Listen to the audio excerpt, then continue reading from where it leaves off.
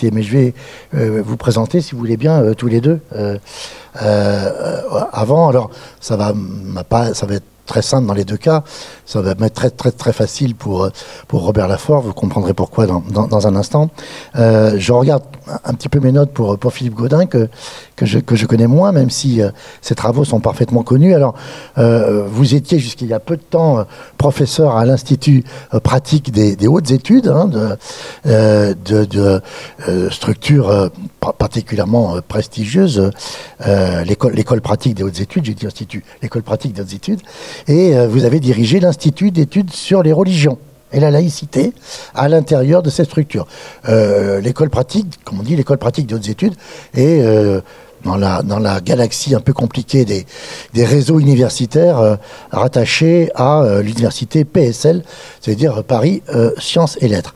Alors, vous avez donc une formation de philosophe, et vous avez aussi fait énormément d'interventions pédagogiques et de formation, y compris, c'est un point que j'ai découvert et qui nous rapproche au niveau des aumôniers de prison et l'administration pénitentiaire sur les questions de laïcité. J'ai l'opportunité, depuis de nombreuses années, de le faire moi, à l'échelle de la direction interrégionale de la pénitentiaire, comme on dit, sur la Nouvelle-Aquitaine. C'est une expérience qui est tout à fait passionnante. Moi, j'ai appris plein de choses sur ce statut particulier, mais peut-être y revenir sur la relation entre la question de la laïcité et des intervenants, d'ailleurs à l'origine dans des univers clos, les prisons, les écoles à l'époque qui étaient des univers clos, les hôpitaux et puis l'armée. Et puis donc vous continuez toujours ces formations, et bien vous avez aussi une activité éditoriale et de production d'ouvrages tout à fait passionnant. Voilà. Vous allez intervenir pendant une vingtaine de minutes sur, on a appelé ça l'approche historico-sociologique de la laïcité, et je dévoile pas la suite de vos propos. Robert Laforgue, alors là j'ai pas besoin de notes pour vous le présenter, car nous avons été collègues, enfin plus exactement, je travaillais sous ses ordres, et comme on dit la fameuse formule consacrée, j'étais un de ses nombreux bras droits, et Robert Laforgue, professeur agrégé de droit public, professeur à Sciences Po Bordeaux, en a assuré la direction pendant 9 années, 9 années, si je me souviens bien, de 1998 à 2007, Robert, c'est ça, je peux dire que ça a été un des grands directeurs de Sciences Po Bordeaux. Il y en a eu d'autres avant et après, mais ça a été un vrai bonheur de travailler avec Robert. Moi, j'ai eu la chance de travailler avec 4 et j'étais tout à fait heureux d'être dans cet établissement, au moins avec 3 d'entre vous. Voilà. Et voilà. Et Robert, alors, par ailleurs, est un grand spécialiste de la question sociale. Alors, vous allez dire, la question sociale, qu'est-ce que ça vient faire dans la problématique de la laïcité? Alors, il le développera sans doute dans son intervention, mais le thème de son intervention, vous allez voir, c'est important, c'est la laïcité du point, une valeur, oui, une norme, point d'interrogation. Et tu vas nous faire un petit peu une déconstruction de ces notions, parce qu'on a parfois tendance un peu à confondre les termes entre eux et à avoir du mal à les définir. Voilà. Cher Philippe Gaudin, je vous laisse prendre le micro. Vous parlez de votre place, comme vous voulez. Vous préférez venir là, sans aucun problème. Venez.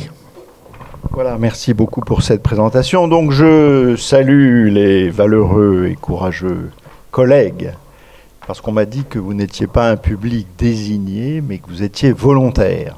Admirable. Voilà. Alors, et puis je salue bien entendu les autorités présentes à mes côtés. Alors, c'est vrai que les conseils départementaux, nous le savons bien, puisque la plupart des lieux de culte, majoritairement catholiques, sont propriété des communes, etc., et bien d'autres questions, toutes les politiques sociales, enfin bref. Les conseils départementaux sont, dans une large mesure, des garants et des praticiens du principe de laïcité. On m'a envoyé un excellent livret qui traite de cette question, à la fois sur le plan juridique et sur le plan pratique. Vous aurez la communication d'un juriste. Nous avons eu des introductions, et je vous remercie donc pour cette invitation. Donc, même s'il m'arrive, bien évidemment, et je le ferai un tout petit peu maintenant, de faire référence au droit, car sans le droit, on perd un petit peu, si j'ose dire, à la fois la quille du bateau et surtout le safran pour nous orienter. Mais bon, le droit n'est pas en lui-même, pour lui-même et par lui-même son propre fondement. Ça veut dire qu'en fait, notre droit n'est que le reflet de choix philosophiques, moraux et politiques. Voilà. Donc il n'y a pas de société qui ne repose sur des choix fondamentaux. Et toute notre question, c'est de savoir quelle relation y a-t-il entre les choix fondamentaux que nous faisons et la laïcité, bien évidemment, et les questions qui se posent aujourd'hui. Parce que ça, c'est ça le grand sujet. Bien sûr que la laïcité a une histoire, et je vais faire référence à cette histoire, même si je ne vais pas faire un exposé d'historien, une histoire extrêmement longue, avec des étapes, etc., etc. Bien sûr que la loi de 1905, même si le mot n'apparaît pas, reste la poutre maîtresse de notre conception juridique de la laïcité. Je suis sûr qu'il ne vous a pas échappé que la France de 2025 ou 2024 ne ressemble pas tout à fait à la France de 1905. En 1905, 80% des Français vivent à la campagne, 80% des gens qui vivent à la campagne sont non pas des agriculteurs, mais des paysans. Et la France est un pays largement encore catholique pratiquant. Donc, essayez de réfléchir à ce que ça signifie, les conditions sociales et historiques dans lesquelles la laïcité a été établie, et les conditions sociales historiques que nous vivons aujourd'hui. C'est ça qui est passionnant, et c'est bien ça la question. Vous disiez, madame, une laïcité heureuse, c'est ça la question, car pour des tas de raisons, et malheureusement c'est très répandu chez les jeunes, la laïcité n'est plus pensée, n'est plus reçue, effectivement, d'une manière heureuse. Et c'est un petit peu de cela dont je vais essayer de vous parler. Alors ma légitimité pour en parler, peut-être que j'ai lu quelques livres, mais c'est surtout le fait que pendant 19 ans, j'ai passé mon temps à rencontrer, pour l'essentiel des fonctionnaires, des trois fonctions publiques, la fonction publique d'État, territoriale et hospitalière, c'est-à-dire tous ceux qui sont en charge d'incarner, de faire vivre ce principe. Et de le faire, j'ai presque envie de dire, charnellement.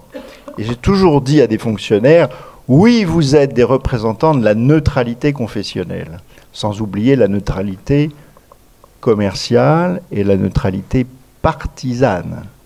J'ai passé mon bac en 75, la plupart de mes profs ne respectaient pas la neutralité partisane, chère à un certain Jean Zay, qui l'a rappelé dans ses fameuses circulaires. Voilà. Donc, oui, la neutralité, mais un fonctionnaire ne peut pas être de glace. Un fonctionnaire, il est au service du public, il est au contact du public. Nous ne sommes pas inodores, incolores et sans saveur. Donc je dis toujours, souvenez-vous toujours du principe de la neutralité, mais ayez plutôt à l'esprit le principe de l'impartialité, c'est-à-dire un idéal de justice, avec une espèce de positivité qui me paraît peut-être, c'est utile, j'ai envie de dire, sur le plan psychologique, même si sur le plan juridique, on ne peut pas ne pas rappeler le principe de neutralité. Voilà, donc j'ai passé mon temps, effectivement, à rencontrer des fonctionnaires, et même si je suis fraîchement retraité, vous parliez d'administration pénitentiaire, il y a très peu de temps, j'ai passé 2 jours complets de 6 heures chacun, avec les fonctionnaires du centre pénitentiaire d'Annelin, dans le département du Nord, et chargé tout particulièrement du QPR, quartier de prise en charge des radicalisés, ou TIS comme on dit, donc ceux qui ont été condamnés pour terrorisme se donnant des justifications religieuses et notamment islamistes. Donc là, vous voyez, c'est des questions un petit peu lourdes et un petit peu difficiles. Donc, comme on vous a déjà parlé, notamment avec Bernard Pierre, d'un tas de choses, un tas de rappels, vous aurez la conférence d'un juriste. Donc, moi, je vais essayer, si j'ose dire, de rester dans des considérations très volontairement assez généralistes pour que nous nous posions ensemble la question de savoir, mais comment se fait-il que ce principe dont tout le monde dit qu'il est si formidable, etc., qu'il est inscrit dans notre histoire depuis si longtemps, comment se fait-il qu'à nouveau cela fasse débat? Comment se fait-il que ce soit de nouveau un problème? Si on ne prend pas cette question à bras-le-corps, on passe à côté. Alors, sans doute que dans les Landes, la question n'a pas d'acuité particulière, n'est-ce pas? Encore que, bon. Mais bon, voilà, il y a les départements différents, etc. Et parfois, c'est un petit peu tendu. Voilà. Alors, comment vais-je procéder? Cela a déjà été fait, mais pardonnez-moi, je vais le refaire. Un petit travail de définition, et puis la question de savoir pourquoi, effectivement, est-ce que le conflit revient, et puis peut-être donner quelques raisons, quelques principes pour l'action, même si, bien évidemment, on ne se fait pas toujours beaucoup d'illusions. On ne va pas, par un coup de baguette magique, résoudre des problèmes aussi profonds. La laïcité, j'ai coutume d'en donner une définition qui n'est autre que la mienne, donc ça n'a pas d'autre prétention, mais c'est néanmoins utile de donner une définition. Donc la définition que je donne, c'est que la laïcité, c'est la protection et l'encadrement. Voilà, donc la laïcité marche sur deux jambes, sinon elle claudique ou elle marche à cloche-pied. La laïcité, c'est la protection et l'encadrement, donc de deux libertés fondamentales, il en a été question, la liberté de conscience et la liberté de culte, la liberté de conscience et la liberté de croire autrement, la liberté de croire ou de ne pas croire, elle est foncièrement individuelle, mais de la liberté de culte aussi. Rien n'est plus sot que de croire que la laïcité, c'est le confinement de la vie cultuelle à l'espace privé. C'est évident que la liberté de culte suppose une organisation collective qui impacte de fait l'espace public et qui de ce fait aussi signifie que la vie cultuelle n'échappe pas au droit. Il y a toujours un effet fallacieux dans le principe de séparation, comme si la religion flottait ailleurs. Personne n'échappe à l'ordre public et au droit, pas plus le culte. Mais en même temps, c'est sous le dais du principe de liberté. Donc, protection et encadrement de la liberté de conscience et de culte dans le cadre de la loi d'un État non confessionnel. Voilà, dans le cadre de l'ordre public.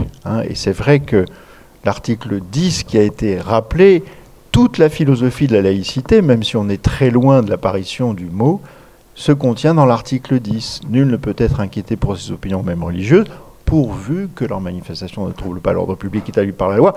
Donc, autrement dit, il n'y a pas de liberté absolue. Ça n'a aucun sens de parler de liberté absolue dans la vie sociale. Il n'y a de liberté que dans la mesure où on peut la défendre, on peut ester en justice pour la défendre, et vous ne pouvez défendre une liberté que si elle est limitée. Il n'y a pas de liberté sociale et politique qui ne soit pas limitée. Quant à la liberté de conscience, elle est intérieurement infinie, mais ça ne veut pas dire que vous pouvez dire n'importe quoi au nom de la liberté de conscience et que vous pouvez appeler au meurtre ou à faire du mal à des personnes. Je dis bien à des personnes. On a le droit de critiquer les religions et les idéologies politiques, mais vous ne pouvez pas appeler à la violence à l'égard de personnes en fonction de leurs origines, de leurs opinions politiques ou religieuses. Donc, il n'y a jamais de liberté absolue. Donc voilà ce que c'est que la laïcité. Protection et encadrement par la loi d'un État non confessionnel qui n'est pas lié à une confession religieuse très particulière. Et puis deux autres concepts que j'évoque rapidement. La laïcisation, c'est ce principe de séparation progressive de la sphère de l'État et des cultes. il en a été question, mais je vais y revenir, le principe de la sécularisation. Ça, c'est très important. C'est quelque chose de beaucoup plus profond, de beaucoup plus lent, qui vient de très loin et qui continue.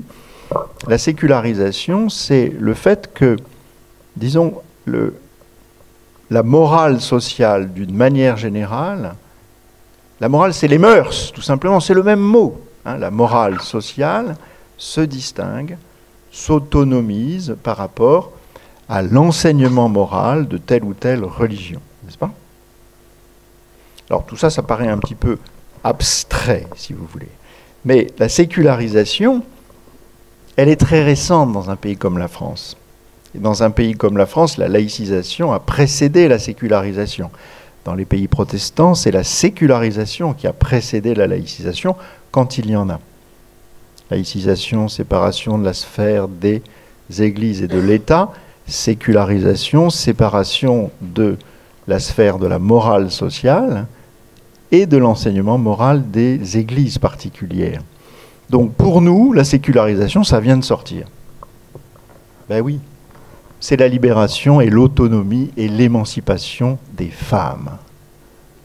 C'est là que ça se passe, c'est-à-dire les années 60. La sécularisation, c'est quand une femme croyante, catholique et pratiquante prend quand même la pilule. Là, on est en phase de sécularisation, contrairement à l'enseignement magistériel de son Église. On change de monde. Et s'il s'est passé deux choses fondamentales et essentielles pendant le XXe siècle, c'est la disparition des paysans, il n'y a plus que des agriculteurs, des exploitants agricoles, la disparition du monde paysan et l'émancipation des femmes. Ça, c'est une révolution colossale qui est en train de se passer dans le monde entier. Donc, mais je sens que je vais exploser mes 20 minutes. Mais mes prédécesseurs n'ont pas donné l'exemple, donc je me sens... Bon. Ah, c'est gentil, c'est gentil. Maintenant, ma question, c'est celle-là. Pourquoi est-ce qu'il y a eu conflit? Pourquoi est-ce qu'il y a eu conflit? Ça a été un petit peu suggéré, si vous voulez. Il se trouve que la France a une très longue tradition chrétienne en général et catholique romaine en particulier. Notre paysage, les édifices religieux de nos campagnes en témoignent. Et c'est quelque chose de très profond. Et il se trouve que l'Église catholique, je parle du magistère, vous aviez des curés de gauche révolutionnaires sur les barricades en 1848. Je vous parle du magistère, c'est-à-dire des têtes pensantes et dirigeantes de l'Église catholique. Ils étaient, pour de bonnes raisons, qui étaient les leurs, profondément anti-républicains. Ils pensaient que ce n'était pas une bonne façon de gouverner la société. Et donc, si vous étiez républicain, vous ne pouviez pas ne pas être, d'une certaine manière, anti-catholique. Même si les fins connaisseurs de la loi de 1905 et de la façon dont elle a été votée savent bien que sans les catholiques libéraux, jamais la loi de 1905 ne serait passée à l'Assemblée. C'est compliqué, si vous voulez. Donc il y a des raisons très politiques qui font que la laïcité en France a été vécue comme un combat contre une église particulière. Et comme la France, à part une toute petite minorité juive et une toute petite minorité protestante, ne connaît pas très bien la complexité du monde sur le plan religieux, le combat politique contre l'Église catholique, au nom de ses prises de position politiques, s'est confondu avec un combat anti-religieux. Donc il y a une culture laïque anti-religieuse en France qui est tout simplement le fruit de l'histoire. Vous comprenez ? Et il faut comprendre comment cette culture, qui est encore présente dans les mémoires et qui est d'autant plus présente dans les mémoires qu'on ne l'a pas analysée, peut entrer en conflit très direct avec le monde d'aujourd'hui, qui est très compliqué sur le plan religieux, ce qui n'était pas tout à fait le cas en 1905. Donc voilà pourquoi il y a eu un conflit. Et puis il y a eu un apaisement. Il y avait le vieux débat, école publique, fonds publics, gna gna gna, etc. Mais à part ce débat sur l'enseignement privé subventionné, vous savez, les établissements privés sous contrat d'association avec l'État, à part ce débat où le fait de dire c'est un scandale que l'Alsace-Moselle continue à vivre selon les critères du 19e siècle, etc., etc., donc tout à fait non laïque, parce que cette région de France n'était pas française à l'époque, etc., etc. À part ces deux combats, les choses sont rentrées dans l'ordre. Il y a eu l'union sacrée. Monsieur l'instituteur laïque et l'aumônier catholique mélanger leur sang à la boue des tranchées. Hein, ça aide à dépasser ces petites querelles, en quelque sorte. Et l'Église catholique a admis le principe républicain. Et l'Église catholique a admis le principe démocratique. Et même cette idée, après Vatican II, selon laquelle il n'y a pas une Église qui aurait toute la vérité et qui l'épuiserait face à celle qui n'en aurait aucune part, si j'ose dire. Donc les choses ont beaucoup évolué, les choses se sont calmées, on peut dire. Et puis patatras, le bazar est revenu et on n'en finit pas de reparler de cette question-là. Et donc vraiment, je vous salue. Et moi-même, je vous dis, ça fait 20 ans que je pense à la laïcité au petit déjeuner, au déjeuner et au dîner, et je m'étonne. Parfois, je suis un peu lassé, mais moi, ce qui m'étonne le plus, c'est que ça ne me lasse pas. Pourquoi ? Parce que cette question de la laïcité est au cœur de la question, je dirais, du politique aujourd'hui. La politique, c'est l'art de garder le pouvoir quand on l'a, et l'art de le conquérir quand on l'a pas. Et le politique, ce sont toutes les raisons qui font que nous renonçons à la guerre civile. Donc ça, il ne faut pas s'imaginer qu'une société, elle est par nature pacifiée. Hein, il y a toujours du conflit latent, n'est-ce pas ? Et donc je pense que parler de la laïcité aujourd'hui, au-delà de la déontologie très nécessaire des fonctionnaires, c'est vraiment parler des raisons pour lesquelles on se castagne sans vouloir se tuer. Ça, c'est vraiment la question essentielle. Alors, qu'est-ce qui s'est passé ? C'est là que je vais exploser mon temps de parole, mais le président commence à faire les gros yeux. Non, il nous reste 5 minutes pour savoir ce qui s'est vraiment... Aïe, aïe, aïe, aïe, aïe. Tout s'est passé entre 79 et 89. Entre 79 et 89, tout change. Dans le monde, et nous ne sommes qu'une petite partie du monde. Bon, nous sommes bien entendu le centre du monde en France, on est tous, et les Landes en particulier sont le centre de la France, on est tous d'accord sur ce sujet-là, mais nous sommes dans le monde. C'est-à-dire qu'avant, on pouvait penser indépendamment du monde, n'est-ce pas ? Mais il se trouve que la France est dans le monde et le monde s'invite en France. Vous êtes au courant de ça ? Pour des tas de raisons économiques, migratoires, etc., etc. Voilà, on ne vit plus dans un petit club fermé. 79, l'ayatollah Khomeini rentre en Iran victorieux. Il arrive de Naufle-le-Château, n'est-ce pas ? Bon. Majeur. Les soviétiques envahissent l'Afghanistan. Et à peu près à la même époque, il y a aussi un attentat à la grande mosquée de la Mecque qui va être réprimé notamment avec l'aide du GIGN, c'est-à-dire nos gendarmes. Hein, je ne sais pas si vous le saviez, mais bon. 89, qu'est-ce qui se passe ? Les soviétiques quittent l'Afghanistan en situation d'échec. Tout le monde sait que l'Afghanistan a été le laboratoire du djihadisme contemporain avec l'appui et la protection pour des raisons géopolitiques cyniques des États-Unis. Et 89, le mur de Berlin s'effondre. J'ai fait une partie de mon service militaire en 81 à Berlin. Je peux vous dire que c'était impressionnant. Surtout ce qu'on appelle le rideau de fer. C'était très impressionnant. Et tous les experts disaient que les deux Allemagnes resteraient unies pour toujours. Hein. C'est pour ça que je ne me présente jamais comme un expert, n'est-ce pas ? Bon. Ça, c'est un événement capital.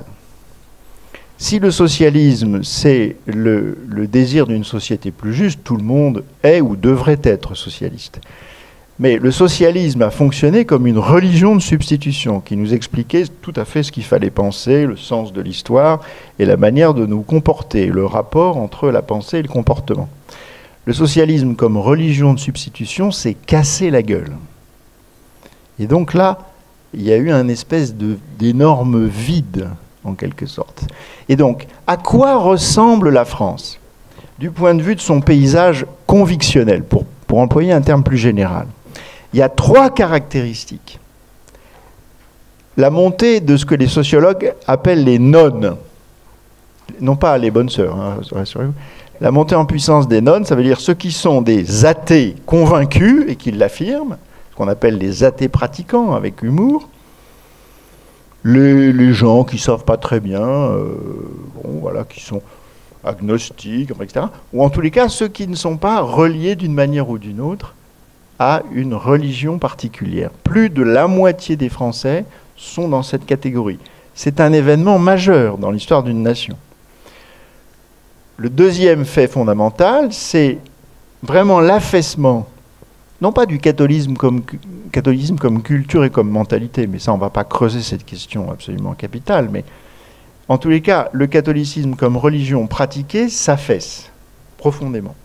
Le nombre, alors après, c'est des discussions très complexes. Qu'est-ce que ça veut dire quand on fait des statistiques? Enfin bon, qui est catholique pratiquant? Peu importe, mais voilà, les catholiques pratiquants sont devenus une minorité religieuse parmi d'autres. Et le troisième fait majeur, c'est la présence d'autres traditions religieuses, et notamment la tradition islamique. Ce qui nous renvoie à des questions, ce n'est pas l'islam en soi, mais c'est bien la question de l'islam dans l'histoire de France, puisque la France se targuait d'être une grande puissance musulmane, rappelez-vous, quand l'Algérie était composée de départements français. Et donc la question de la présence de l'islam ne se pose pas du tout dans les mêmes termes au Canada, ce n'est pas la même histoire. La question de l'islam en France est marquée par l'histoire coloniale et l'histoire sociale. Et c'est un des enjeux majeurs que l'acclimatation de cette religion dans l'espace de la France métropolitaine. Voilà. Il va y avoir tout à fait une conclusion, paraît-il. Voilà, il va y avoir une conclusion et sans doute aussi des échanges entre nous, c'est ça qui sera très intéressant. Alors, moi, je ne crois pas que la formation est la baguette magique absolue, puisque c'est vraiment une question de force sociale et religieuse, pas simplement des questions sociales et économiques, mais des questions proprement religieuses qui sont à l'œuvre. Mais voilà, ce que nous faisons, c'est quelque chose qui est de l'ordre de la formation. Et donc, moi, je n'ai pas cessé de le faire pendant très longtemps et je vais continuer. Il faut former à la laïcité. Il ne faut pas se contenter de former à la laïcité, il faut former aux faits religieux. C'est une expression sociologique pour dire que la question n'est pas de savoir si on est pour ou contre les religions. La question c'est de s'informer, d'essayer de comprendre ce phénomène incroyablement complexe dans l'espace et dans le temps. Nous l'avons fait avec nos collègues à l'Institut, à l'IREL. Vous tapez IREL, E-P-H-E, IREL, vous accéderez au site. La formation des cadres religieux à la laïcité comme aux faits religieux, je l'ai pratiqué beaucoup, je continue dans le cadre des DU, diplômes universitaires de formation civile et civique, qui ont été rendus obligatoires depuis 2017 pour tous les aumôniers qui veulent être salariés, notamment pour l'armée, pour les hôpitaux et pour les prisons. Donc ça, c'est tout à fait essentiel. Voilà, et puis toute forme de dialogue est évidemment la bienvenue. Je vous remercie pour votre attention, chers amis. Tu parles assis ou debout, Robert? Tu veux parler assis ou debout? Comme tu veux. Au pupitre, oui, oui. Merci beaucoup. Je vous laisse reprendre la place, mais par contre, je prends le micro pour le donner à mon ami Robert Lafort. Donc, j'ai évidemment, moi, plein de questions à vous poser, cher Philippe Gaudin, mais je ne vais pas rompre la dynamique des interventions et l'échange se fera à partir de vos propos respectifs dans le troisième temps, si je puis dire, de cette matinée. Et comme on dit, sans plus attendre, Robert, je vais te demander de bien vouloir prendre place. Merci.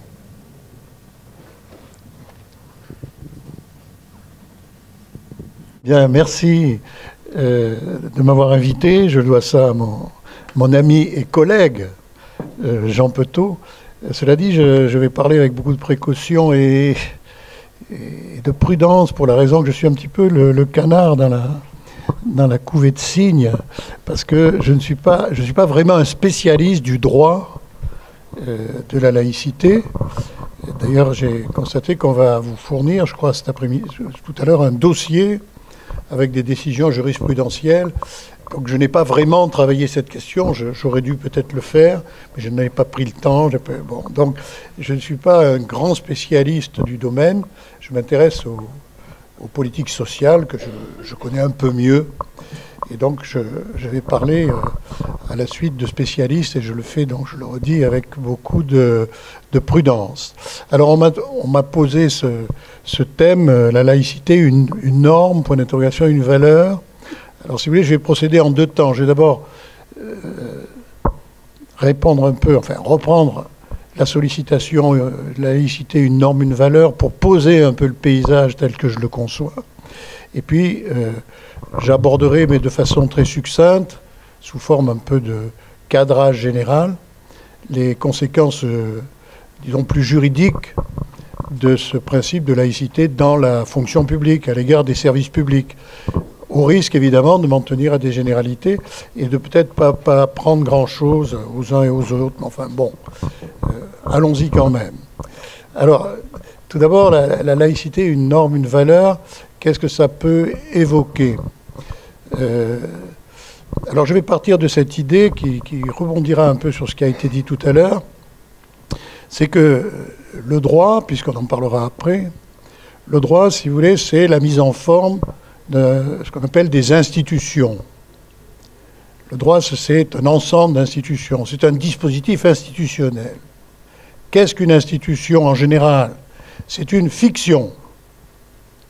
La seule chose qui existe, c'est les individus de chair et d'os, c'est la matière et les éléments qu'on a transformés. En revanche, l'État, la régie Renault, le département des Landes, etc., ça n'existe pas. Personne ne les a rencontrés. Comme disait le juriste Barthélemy, personne n'a dîné avec l'État. Bien qu'il ajoutait quand même, cela dit, l'État peut tout à fait payer l'addition. Bon. C'est la notion de personnalité morale, si vous voulez, qui, pour les juristes, crée et donne à cette fiction une forme juridique. Voilà. Les fictions institutionnelles, donc, elles vont depuis l'État jusqu'à l'individu que nous sommes, puisque nous sommes fabriqués avec un nom, avec une identité, etc., etc., en passant par les associations, le département, la commune, les sociétés anonymes, les sociétés commerciales de toute nature, etc. Tout ça, c'est des institutions. Ce sont des collectifs à qui on donne une forme et une existence qui, évidemment, n'a pas d'éléments concrets.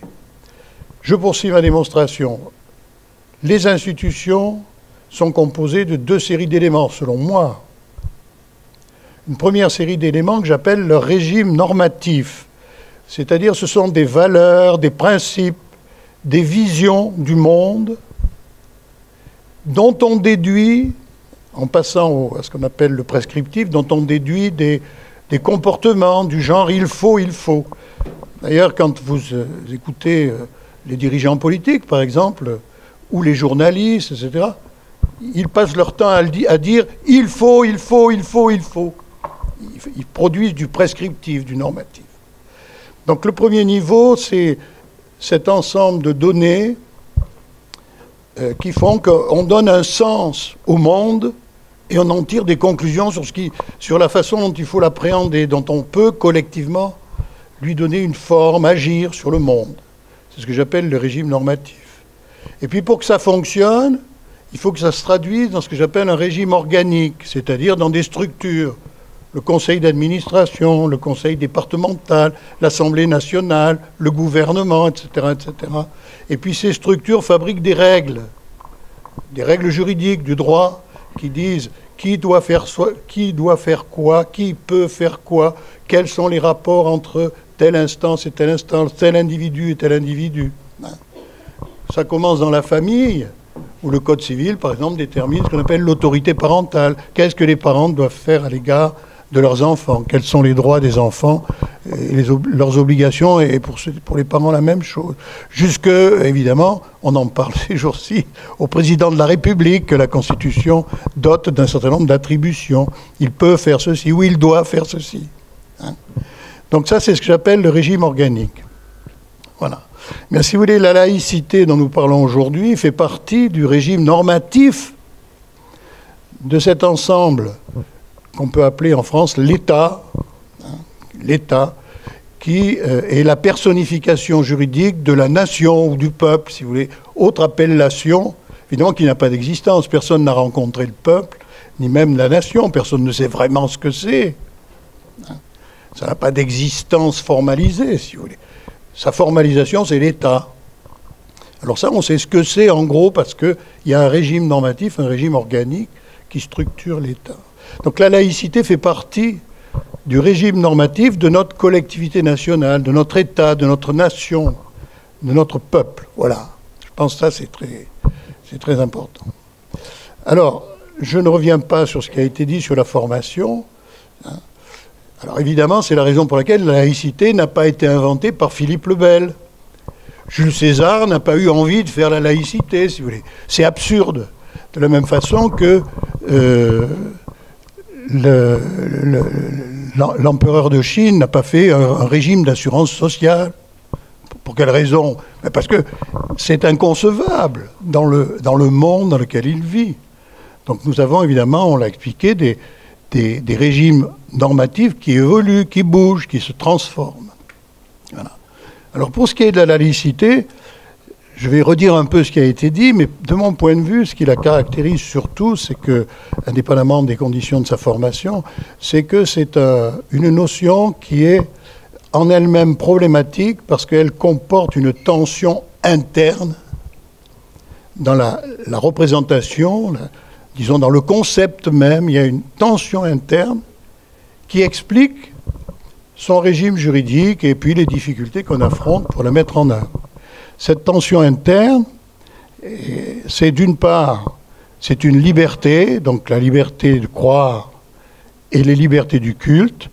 Donc ça, c'est une prérogative qui est reconnue à chaque membre de la collectivité, qui, du point de vue, c'est très important de le dire, du point de vue de la liberté du culte, engage des collectifs. C'est pas simplement une opinion privée. Hein. Mais avec la laïcité, on a renvoyé donc cette opinion quand même dans l'espace du privé. Voilà. Le culte et la croyance font partie de la vie privée, de la société civile, si vous voulez. C'est une manifestation de la société civile, tant du point de vue de l'individu qui croit, que du point de vue de la communauté cultuelle à laquelle cet individu appartient et à laquelle il adhère, avec laquelle il pose des actes, etc. Ça, c'est le premier élément du système. Mais le deuxième élément qui n'est pas suffisamment mis en avant, à mon avis, et qui d'ailleurs explique la dureté de la loi de 1905, qui était un coup de force, surtout en France. C'était un coup de force, puisque je crois que ça a été dit, en France, si vous voulez, la laïcité, c'est-à-dire la séparation de l'Église et l'État, précède la sécularisation.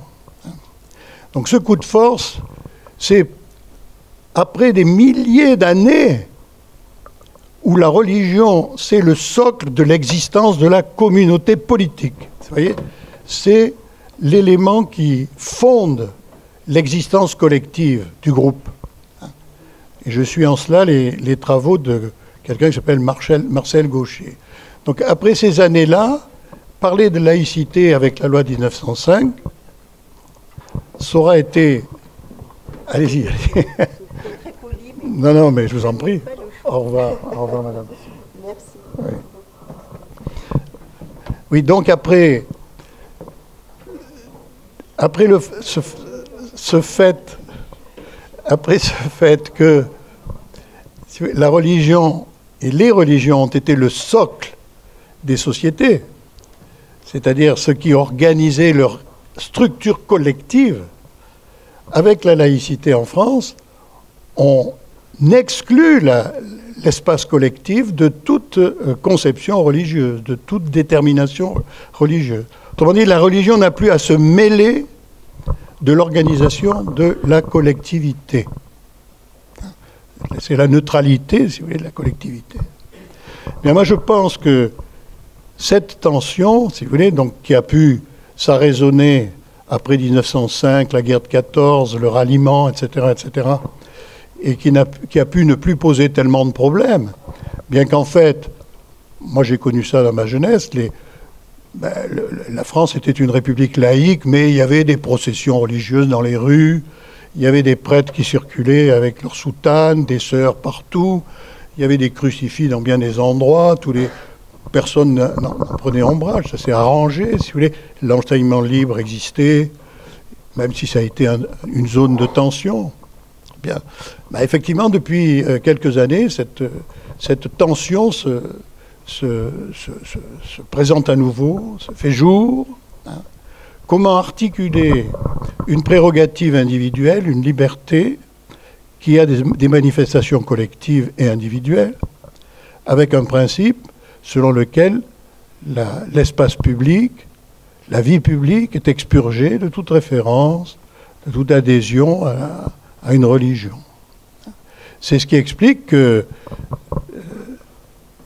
en pratique, comme ça a été le cas antérieurement, et ça reprend de la vigueur aujourd'hui, en pratique, il y a une ligne de friction, si vous voulez.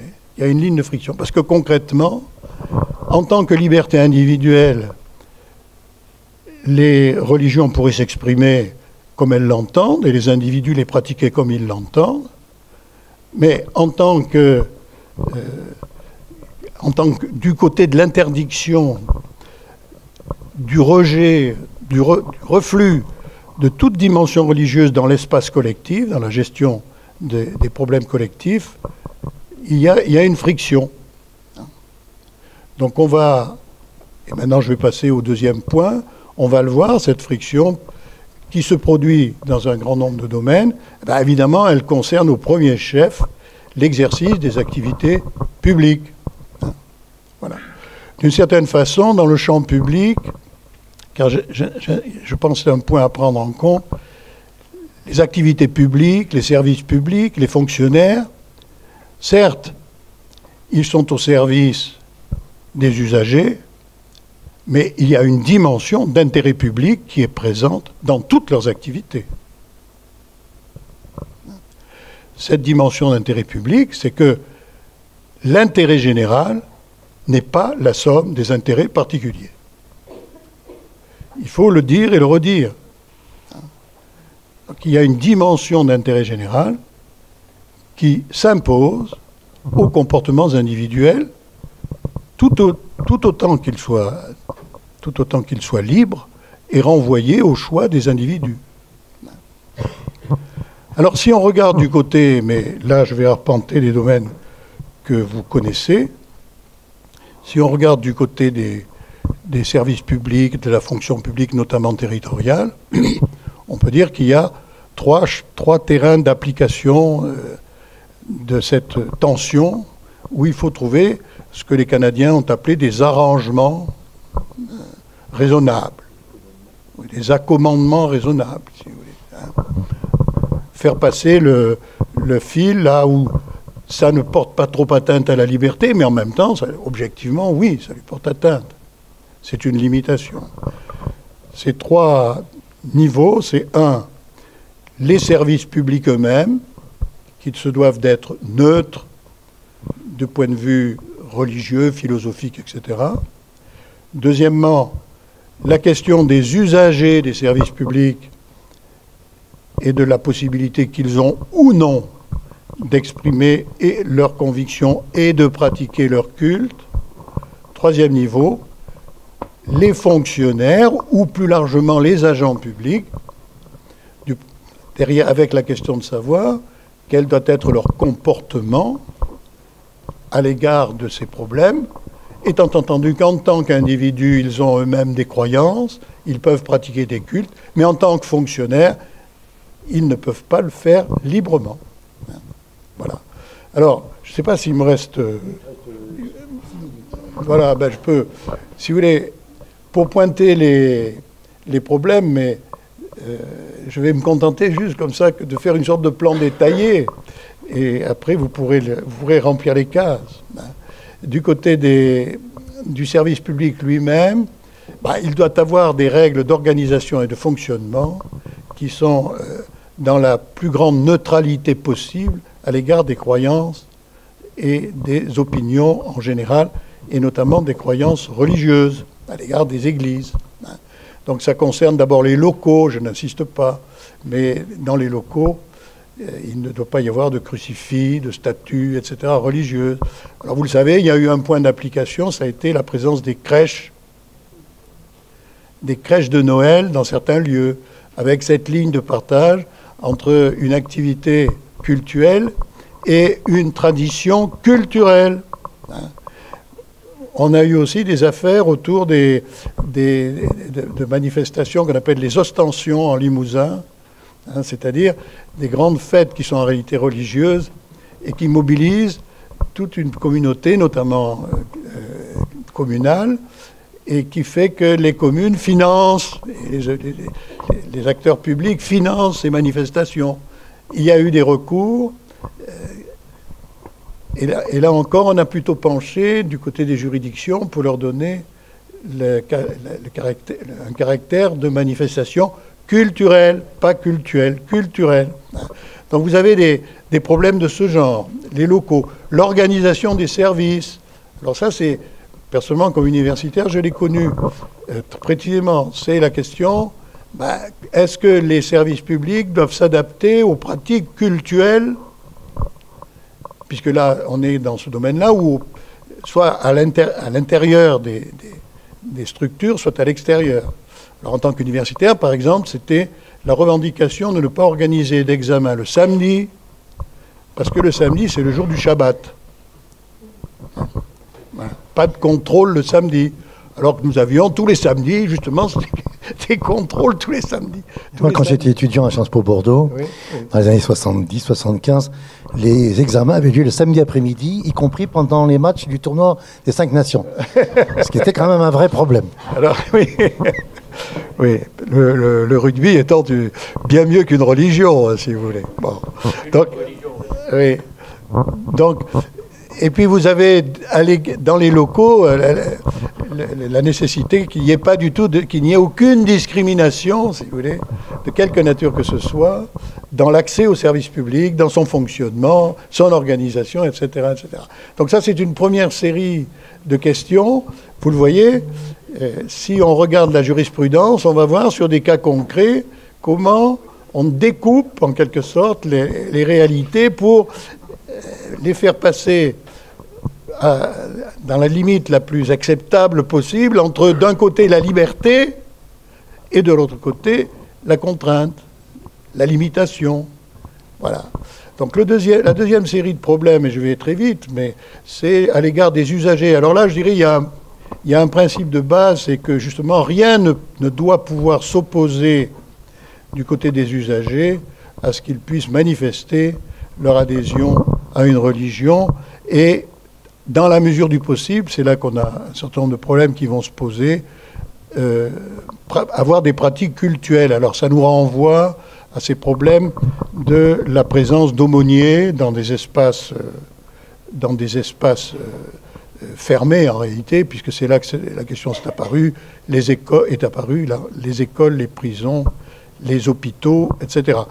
La possibilité de disposer de lieux de culte à l'intérieur des services publics. Je ne fais qu'évoquer, vous voyez, les problèmes. Donc vous avez là, du côté... Puis évidemment, la question fondamentale, la question de la tenue vestimentaire des usagers en l'occurrence. Là, en principe, il n'y a pas de limite.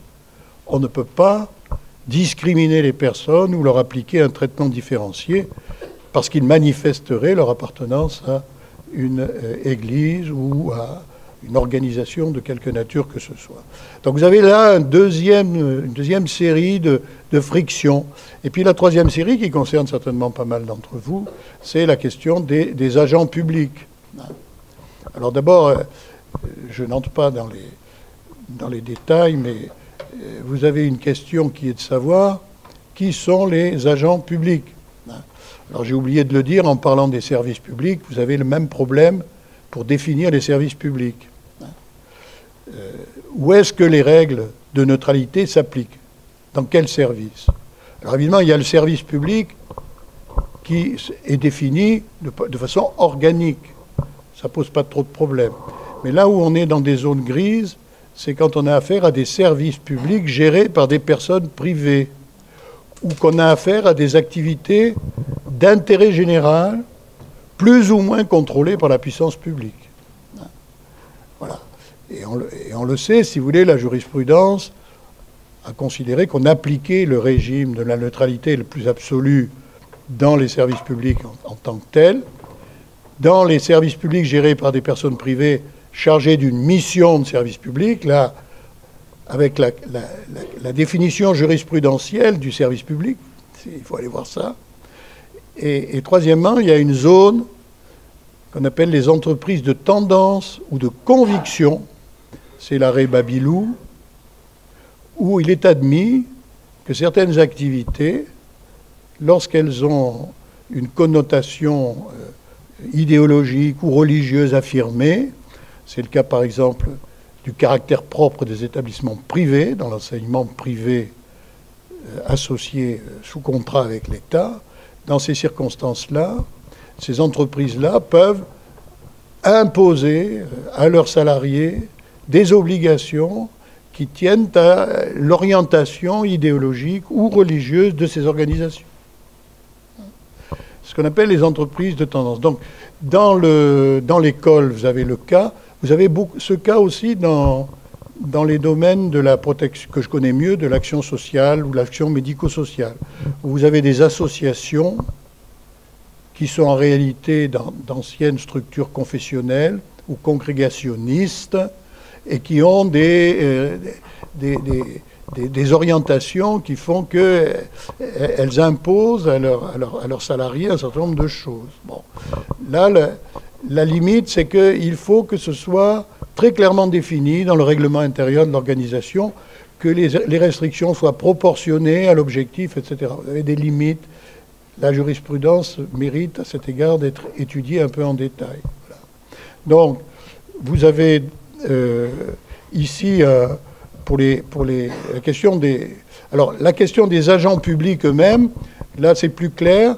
Toute personne qui est en activité au service d'une organisation publique, quel que soit son statut, est tenue aux règles de la neutralité, quel que soit son statut. Si c'est un stagiaire, un agent contractuel ou un fonctionnaire. Il n'y a aucune différenciation. Voilà. Alors, quelles sont ces règles? Eh bien, il y a un ensemble de problèmes qui se posent autour de l'activité de l'agent, enfin, qui sont plus clairement définis, d'ailleurs, plus clairement posés. C'est-à-dire, l'agent ne doit pas manifester ses convictions. Il doit être absolument neutre, à la fois dans son attitude, dans son comportement et dans sa façon d'exercer son activité.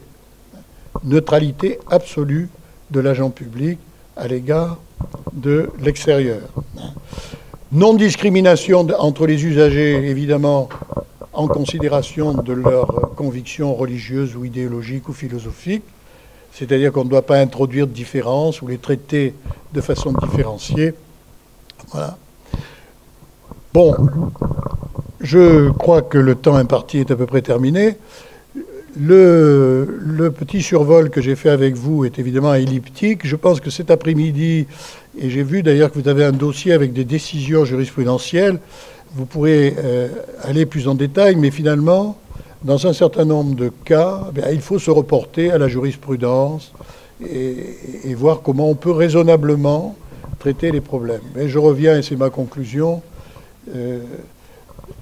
sauf à imaginer une très rapide pacification de ces questions, on nous l'a expliqué tout à l'heure, la conjoncture est, alors on peut le regretter, la conjoncture est hélas, et paradoxalement, vous voyez, à un retour de ces questions, alors même qu'on les croyait depuis longtemps réglées. C'est Malraux, je crois, qui disait « Le 21e siècle sera religieux », ce qui nous faisait sourire, parce qu'on était convaincu du contraire, que les religions allaient reculer, disparaître et se renvoyer à l'espace purement privé, en ne posant plus aucun problème collectif. Ben non, pas du tout. Voilà, je vous remercie de votre attention.